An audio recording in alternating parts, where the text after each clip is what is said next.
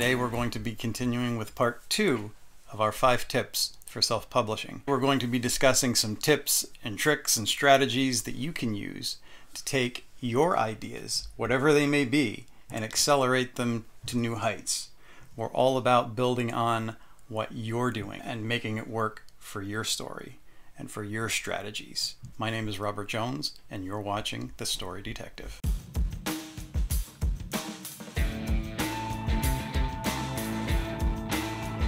If writing is the main goal, and you're working a day job, and your schedule is maybe irregular, or you're working like 8 or 9 hours out of your day, adversity occurs, and you have to find a way around that. One lesson I learned as I applied the notion that there's an opportunity in everything, even delays and restrictions. I read somewhere a line that stuck in my mind that said, always consider the uses of adversity. Anything prevents you from doing other things in life that you would normally do. How can you use that time? How can you use adversity to your advantage? So what about lunches or breaks? You could bring your phone with you to write. You could bring a tablet with you. Think about that time that you're devoting to the job when you're not even working on your job, that you could be devoting to something else. Will your friends and coworkers understand? Well, if you explain it to them, hopefully they understand if they are your friends. I have, in such situations, encouraged other people who had projects or worked on writing to bring their tablets or their computers in, and we've spent lunchtime working on projects together. So what you do does encourage other people. Other people are stuck in the same rut, the same situation that you are. Marketing is not a scary word. Marketing is just another creative tool. It's another extension of yourself. Be creative with it. You can't market and not have fun, just like you can't write and not have fun. You've probably heard a lot of people say, study the markets. What exactly does that mean? It can mean a variety of things. You may have read the latest Amazon articles, or you're subscribed to their newsletter, and those are things that can be helpful. But when you're studying the markets, there's a couple of simple things you can do. I have subscriptions to these magazines. It is a lot of short articles that talk about what's current in the business. They give you a lot of how-to articles that can give you tips and techniques on writing. There's interviews with authors, and it's all in short form of a few pages. In the end, you are using these things to help build your own ideas, help build your own strategy. And sometimes, even when I'm reading these articles and I have a problem in craft or whatever it might be, you pose that question in your mind, and then I'll read an article and maybe something here will inspire me, or maybe it'll be something totally different that my brain figures out once I get out of my own way just by reading something else about craft or somebody else's technique. Where Writer's Digest might give you a little bit more of industry standards, this gives you more of the writer's point of view. Also, half of this magazine is devoted to all kinds of literary contests that you can enter. And some of them are small, but don't be afraid to enter those small contests. You might get a small prize of $100 or even $25 or get printed in a small magazine. But think about that. On your resume, your website, if it says prize-winning author, that means somebody noticed that you have something going on. Even a small prize can launch you in a direction to say, I feel confident in this guy. I want to read his or her story because they won a prize. I want to say a little bit more on rules and techniques, because there's a lot of people that the idea of rules sounds like an ugly term.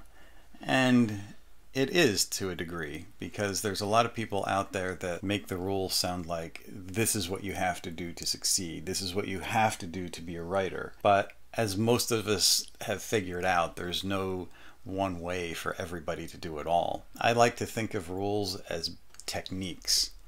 And techniques could also be looked at as your arsenal. And your arsenal are things that you can draw upon as a creative warrior. The more you know, the better off you are. I read a lot of books on writers' process, their techniques. Not all of it works for me, but even through the worst of it, there's some little piece that I can say, okay, I like what they're saying over here, but I get inspired to do it in a different way. I'm going to take that and I'm going to add it to this, and I think it could actually be a fun thing to try. Take a little something, a little sliver from each of them, add it to your arsenal. Practice it on a chapter, practice it on a short story, practice it on something so that you can remember it and see how you can make it work for you. When I read Natalie Goldberg and she talked about writing in different areas like cafes and libraries, I had never written anywhere at that point except for my studio because that was my creative space. Once I started getting out and writing in different areas, it opened me up to a whole new world. I thought, that sounds fun. I'm going to try it. And it really opened doors for me. You have to find a way to connect with your audience. Marketing your book is marketing yourself. It doesn't necessarily mean you're going to have to sit in front of a camera.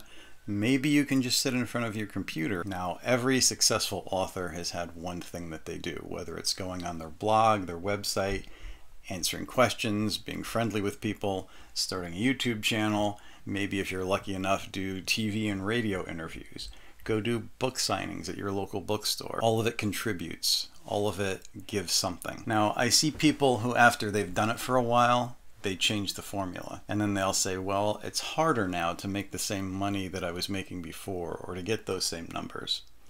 But look at what you're doing. When you started out, you were answering almost every question that everybody asked you. You were talking to everybody on a very personal level. Now those same people are using their website or their blog as a thing where they will occasionally put up a blog and mainly use it to market their book because they feel they've got enough of an audience that it's going to sell. Now, if you're Stephen King, you might be able to actually directly answer one question out of 100 or 1,000, and everybody will say, oh wow, look, he was personal with me. People are going to think that's like the kiss from God if Stephen King answers their question, but you're not Stephen King. Even when you become soluble enough to where you're making a living, paying your rent, your mortgage, your bills from your writing, you're still not Stephen King. So maybe when you're busy, you cut down from doing it an hour every day to an hour every second or third day. Or maybe you only answer a portion of the questions now. But I've seen people that answered questions and then they will get tired of it and they'll say, I already answered that question 10 times on my blog. Go research it. The answer's there. How do you think that makes somebody feel when they come to your blog and do that? Again, you're not Stephen King, but they're coming to you for an answer. Answer the question. I was at a book signing one time, and there were a number of comic book artists and writers. I got to sit next to Denny O'Neil. If you don't know who Denny is, he's a longtime writer. He wrote comic books for a long time. He's a novelist, and he was an editor forever on the Batman comics. So I had a bunch of people that was lined up in front of me, and they kept bringing books that I didn't even work on, and they wanted me to sign them. So I was signing them, but I felt kind of like, should I be doing this? My name is on something I didn't even contribute to. So when the crowd kind of lightened up a little bit, I asked Denny. I said, I'm not sure whether I should be signing these books or not, but I have people to keep bringing me these other people's work. And Denny said, if they're coming to you and they're lining up for you and not them, you're doing something right. Just sign whatever they put in front of you because you're giving them a moment and they'll remember that moment.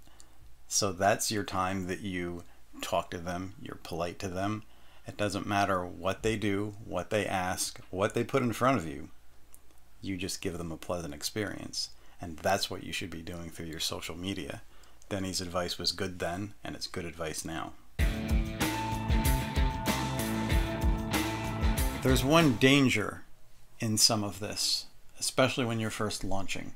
You're the most gung-ho about your story, you're the most gung-ho about your blog, you're raring to go with all of it.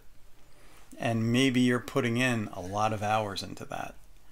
You have to think about what that's going to look like 3 years from now, 5 years from now? This is why people burn out and they're not answering those questions and they're not doing what they used to do, because they put so much time and effort into the beginning that they've slowed down.